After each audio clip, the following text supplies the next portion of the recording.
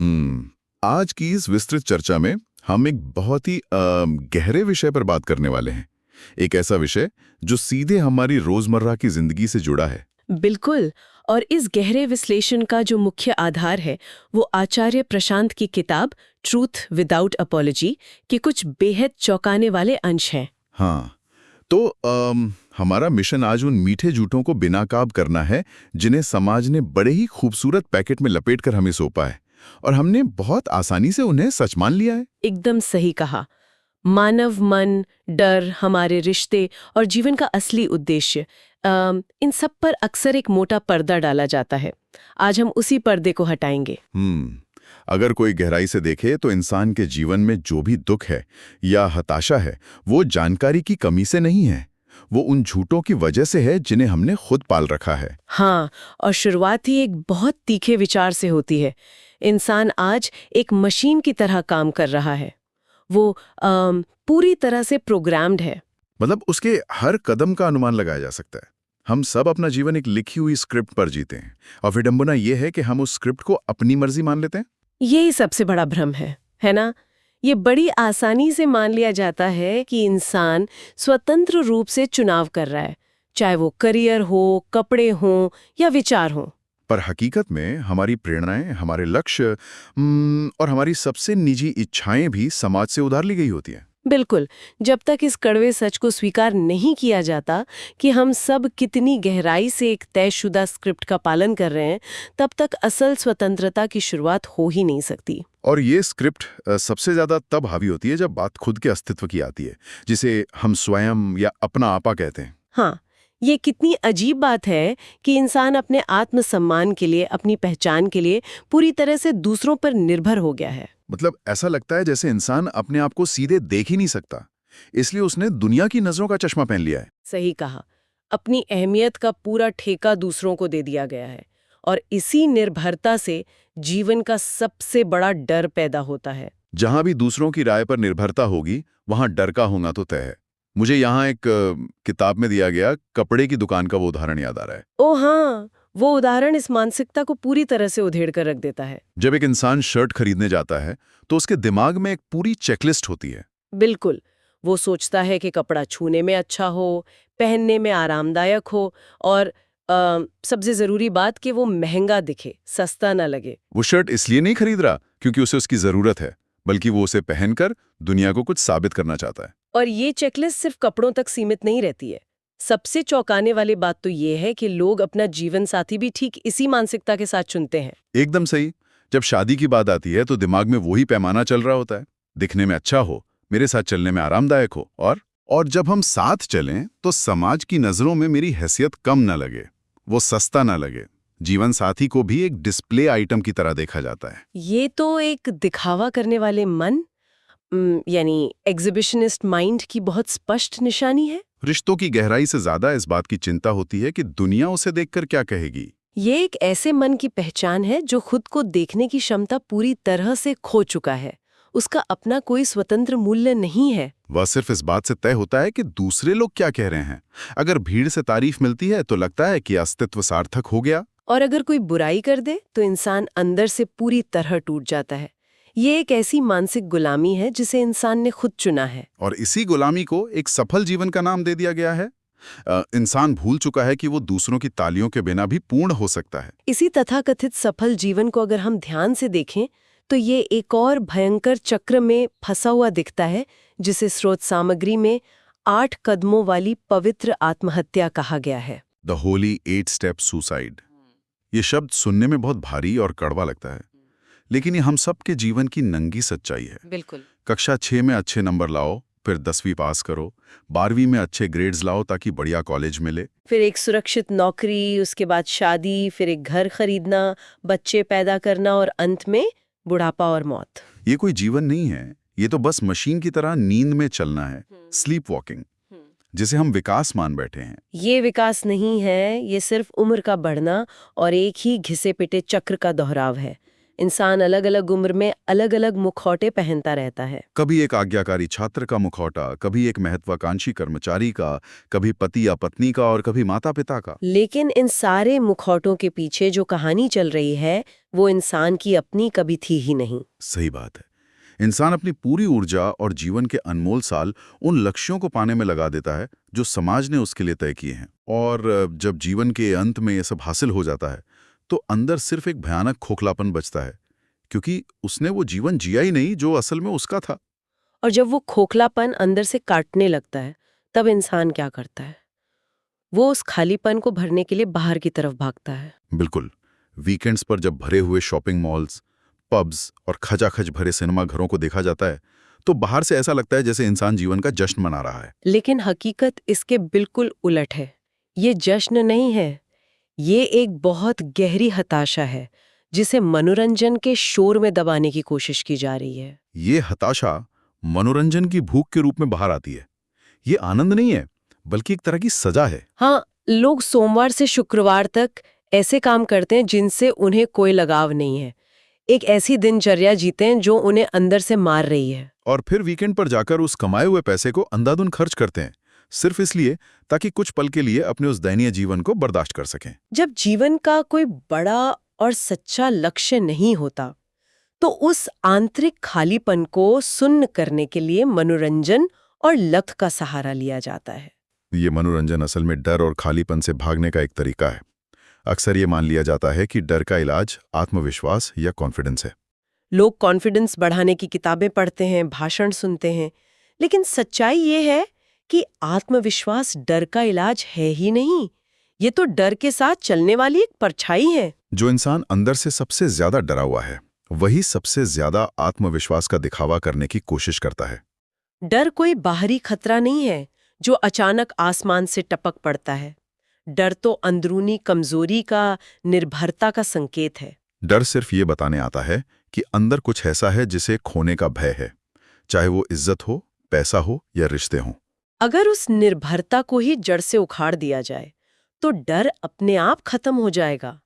तब किसी झूठे आत्मविश्वास का मुखौटा पहनने की जरूरत ही नहीं पड़ेगी। असली आजादी निर्भयता में है, और निर्भयता तब आती है जब खोने के लिए कोई झूठा अहंकार ही न बचे। इस निर्भयता को समझने के लिए स्रोत में हिमालय के बच्चों के कैंप का वो मजेदार किस्सा दिया गया है जो बहुत सटीक बैठता है। अरे हाँ, वो किस्सा। वहां कुछ लोग बच्चों को डराने की कोशिश कर रहे थे। उन्होंने एक भयानक सा डरावना मास्क पहना और रबर का सांप लेकर एक छोटी बच्ची के पास गए।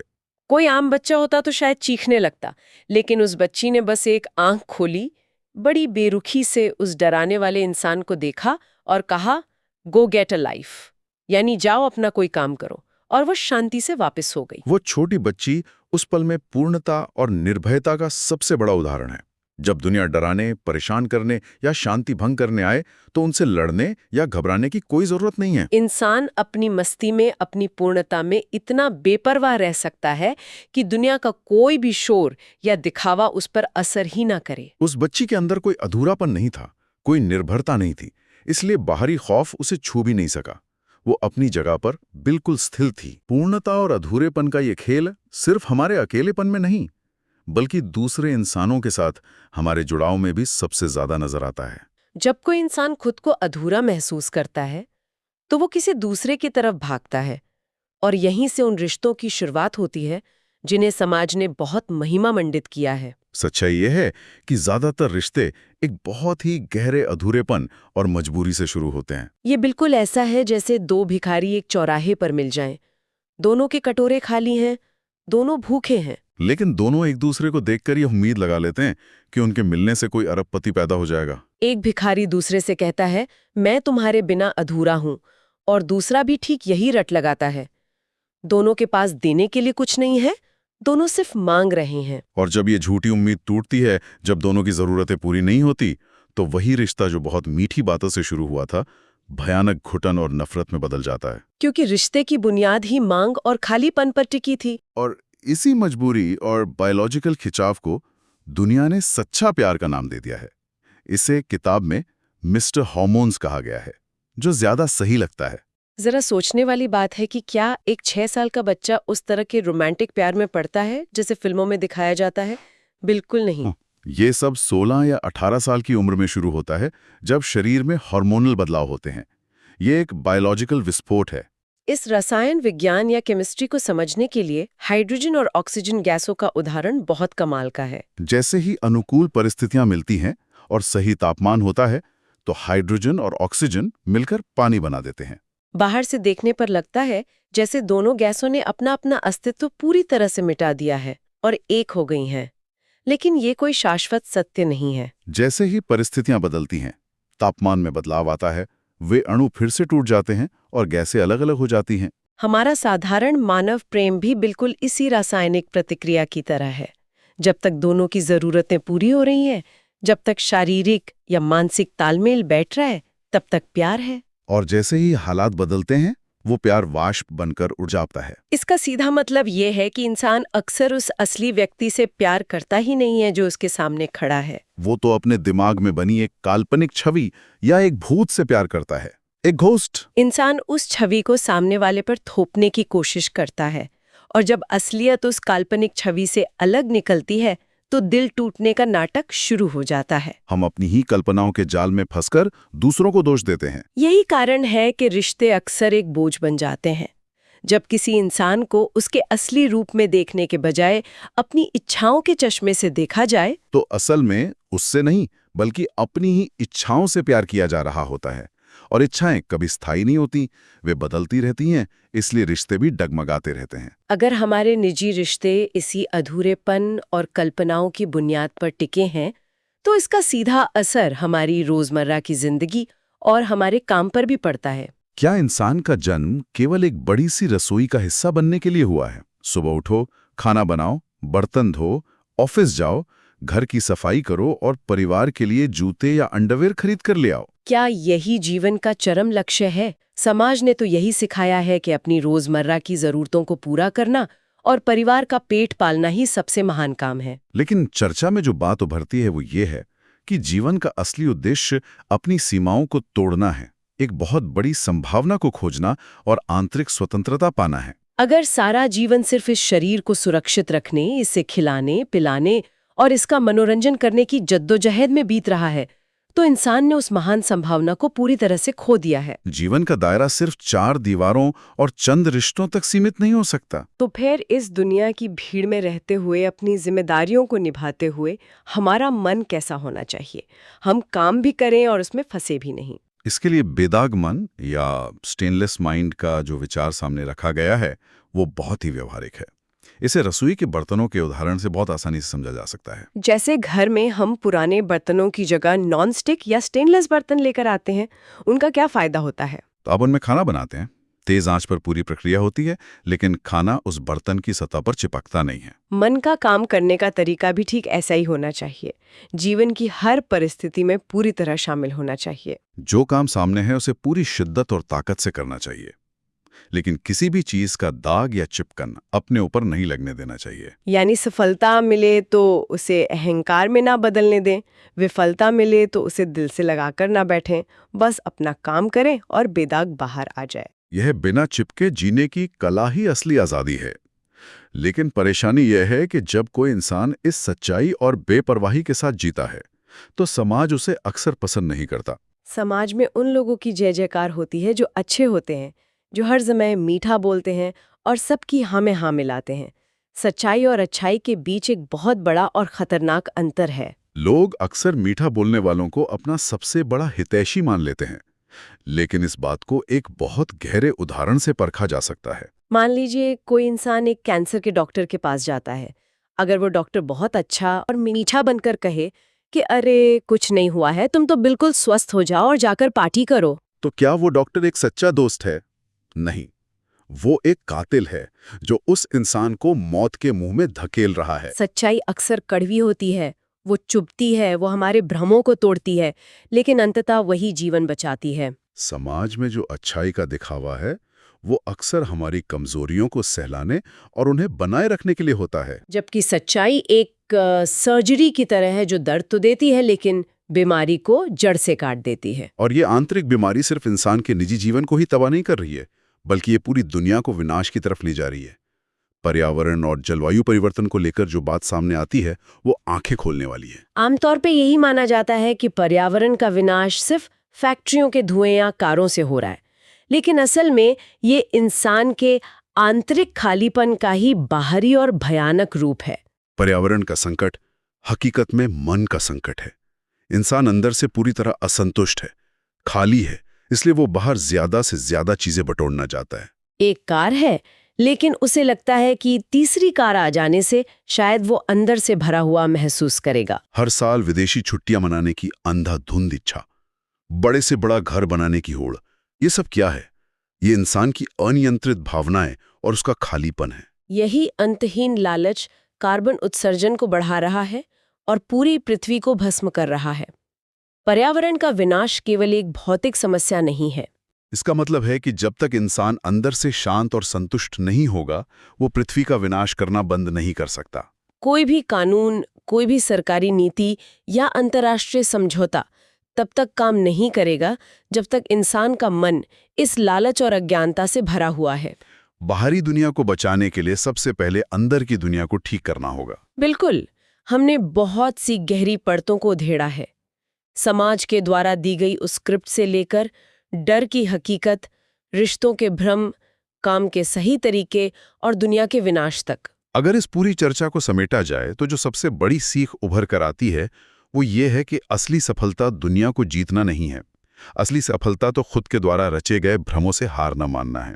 हमारी शिक्षा व्यवस्था हमें बाहर की दुनिया के बारे में सब कुछ रटा देती है, इतिहास, भूगोल, अर्थशास्त्र, लेकिन खुद के मन को जानने की शिक्षा कहीं नहीं दी जाती। सेल्फ एजुकेशन यानी खुद के मन को जानने और पढ़ने की शिक्षा ही असली मुक्ति का रास्ता है। जब तक इंसान अपने डरों को, अपनी छिपी हुई इच्छाओं को और अपने मन की चालों को नहीं समझता, तब तक आज़ादी सिर्फ एक शब्द बनकर रह जाएगी। असली बदलाव तब शुरू होता है जब कोई अपनी रोजमर्रा की आदतों और अपने रिश्तों को बारीकी से जांचना शुरू करे। जीवन में दर्द तो आएगा ही, लेकिन इंसान को उस दर्द को खुशी खुशी स्वीकार करना चाहिए जो उसे उसकी अज्ञानता और भ्रमों से बाहर निकालता है। वो दर्द एक सर्जरी की तरह है। उस दर्द से बचना चाहिए जो बेवजह की उम्मीदों और झूठे रिश्तों से पैदा होता है। जो दर्द सच दिखाता है वो एक इलाज है। उस आरामदेह और मीठे झूठ से बाहर आना होगा जो इंसान को दिन ब दिन कमजोर बनाता है।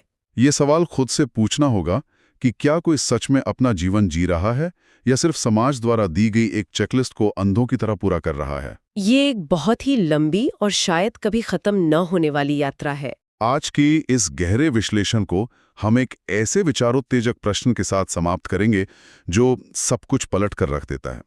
एक ऐसा सवाल जो अकेले में खुद से पूछा जाना चाहिए। अगर सब कुछ चला जाए तो क्या बचेगा? If everything goes, what remains? इंसान का नाम, उसका लिंग, उसका परिवार, उसकी राष्ट्रीयता, उसका पेशा और अतीत की हर वो पहचान जो उसने जन्म के बाद दुनिया से उधार ली है। अगर वो सब कुछ अचानक से मिट जाए, अगर समाज द्वारा दिया गया हर चश्मा उतार दिया जाए, तो वो मैं क्या है जो पीछे रह जाता है? इंसान असल में क्या है? जब सारे मुखौटे गिर जाते हैं तो पीछे क्या बचता है? इसी रहस्यमयी और गहरे सवाल के साथ आज की इस चर्चा को यहीं विराम देते हैं।